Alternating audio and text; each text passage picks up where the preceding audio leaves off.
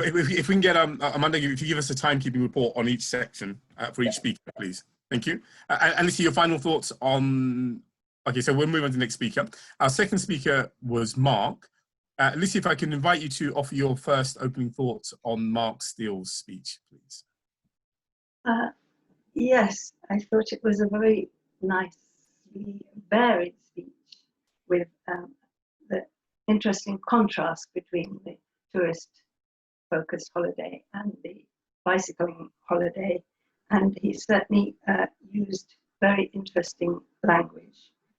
My favourite bit was the healthy collection of leeches, which has a lovely sort of pun within it.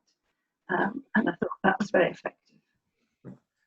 Miguel, in terms of the structure of the speech, did you feel that it supported, what are your thoughts on the structure of the speech? Mark's speech, I felt was very well structured. He took us through a story in Thailand, then introduced the bicycles, and then he gave us two stories in one with two bicycles, one in Holland and one in Norfolk. And then an recommendation at the end, and consider cycling.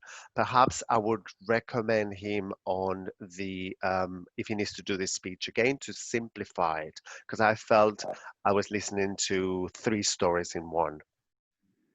Thank you. And but in terms of are you convinced by the argument that it's better to cycle than to visit touristy areas using all the other means of transport? So were you convinced by the argument? Yes, I was, although I found that the bicycle bit sort of came quite late. So I feel it was very like what Miguel was saying, because the whole point, what I was really looking at was this was all about body language, and that was what I was really looking at in the speech.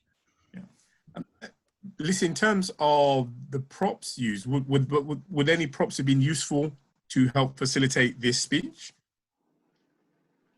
Well, obviously, if he'd been cycling around a little bit, that would have given us a bit more focus. But given that probably wouldn't fit neatly into the screen, my recommendation would have been about the way he presented himself.